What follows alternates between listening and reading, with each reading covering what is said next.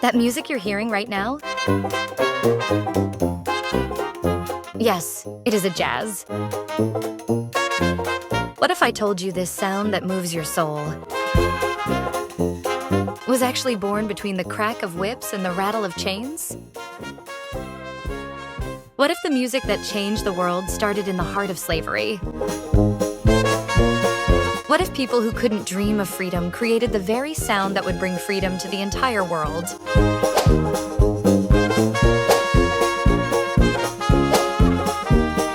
Today, I'm taking you deep into New Orleans to one of America's oldest cities, to a place called Congo Square. What happened here? You won't believe it.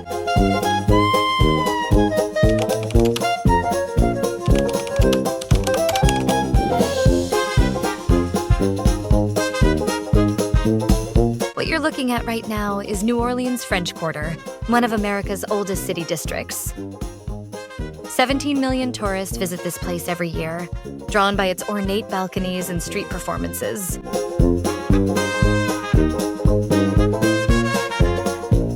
Look at that street performer playing trumpet. Tourists clap, drop tips in his case. Looks like just another street performance, right? But what if I told you that the music this performer is playing right now started right here 300 years ago with the cries of enslaved people? Here, this ordinary-looking square. This is Congo Square, located within Louis Armstrong Park. It was designated a National Historic Landmark in 1970, but most tourists just walk right past it. They have no idea about the truth hidden here.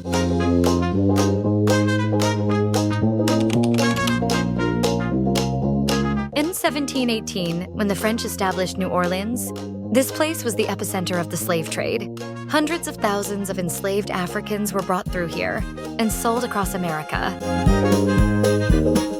The French created the Code Noir, the Black Code, controlling every aspect of enslaved people's lives, their language, their religion, even their music. But something strange happened. This law had one exception. On Sundays only, enslaved people were allowed to gather here in Congo Square to hold markets, to worship, and to play drums. Why did the French allow this exception? They had no idea. They had just planted the seed that would change the world. And here's the genius part. While they appeared to be holding Christian worship services, they were actually continuing their African traditions in secret. Every Sunday, Congo Square became a completely different world. Enslaved people from West Africa played traditional bambara drums, while those from Senegal brought their own rhythms. But this wasn't just nostalgia. They weren't recreating their homeland's music. They were creating something entirely new. Here's the mind-blowing part. New Orleans was the only place in America where African culture was preserved in its purest form. Unlike other regions, here people from the same tribes were actually allowed to meet. French Creole music, Spanish guitar, and African polyrhythms collided. Add Christian hymns to the mix. Imagine it, oppressed people transforming their pain into music. White people saw this as simple entertainment. But they didn't know. They were witnessing the most revolutionary moment in human music history.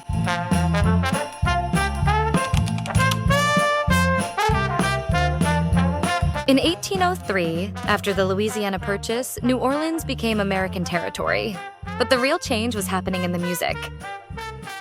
In 1897, New Orleans created Storyville, America's first official red light district. But this place was important for a different reason. Storyville's saloons and clubs became the next chapter for the music that started in Congo Square. Here, African rhythms met European harmony and improvisation. A completely new concept was born.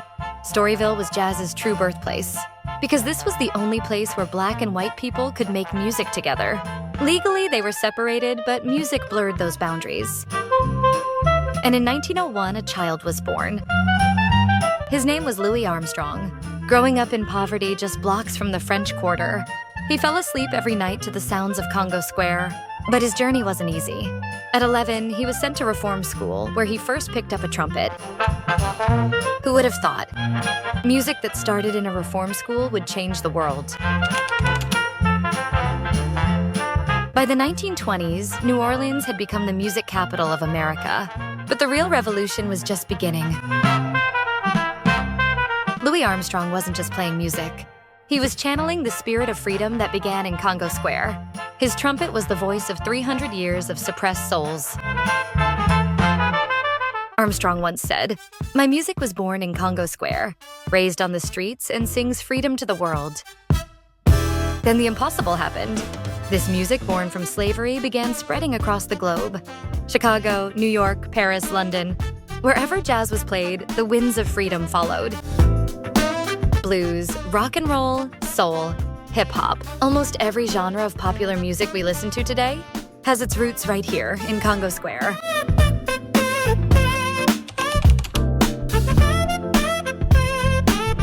Today, New Orleans hosts an annual jazz festival. Over 500,000 people from around the world come here. But now we know, this isn't just entertainment. This is a ceremony celebrating the triumph of the human spirit. Musicians still perform in Congo Square today. Many of them know exactly what this ground means. This isn't just a venue, it's sacred ground. Now we're back in the French Quarter. But something has changed. The way we see has changed. That street performer's trumpet. Now we can hear the history in that sound. The drums of Congo Square from 300 years ago. Louis Armstrong's revolutionary playing and humanity's endless yearning for freedom. Congo Square has an inscription. Here, Africa and America met to create new music. But now we know the deeper meaning. Jazz was never just a music genre. It was a declaration of human dignity, a hymn to creative freedom, and a weapon against oppression. The fact that today we can understand different cultures through music, express ourselves freely, and live creatively. All of this began right here in Congo Square. Right now, at this very moment, someone somewhere in the world is playing jazz. And they probably don't know. Even when They're carrying on the dreams of enslaved people from 300 years ago. Jazz, born in New Orleans, has become humanity's heritage. Music that gives hope to all the oppressed, and courage to all who dream of freedom. The next time you listen to any music, remember this. That music carries humanity's eternal yearning for freedom. And that yearning first echoed right here in New Orleans' Congo Square. Today, we didn't just visit a tourist destination. We witnessed a turning point in human civilization. If this story moved you, smash that like button and don't forget to subscribe. But New Orleans' story doesn't end here. Next time, we'll uncover an even more chilling truth. A place where the dead dance and magic becomes reality. Its name is St. Louis Cemetery, number 1. life is a road with no signs to see. Winds through the mountains, down to the sea. Steps in the dark with the... If you haven't seen our incredible Detroit story yet, click this video. These unbelievable hidden stories will expand your perspective on travel forever. Turn feels like a test. Carrying the weight, but you give it your best. The sky may cry and the winds may roar, but you keep on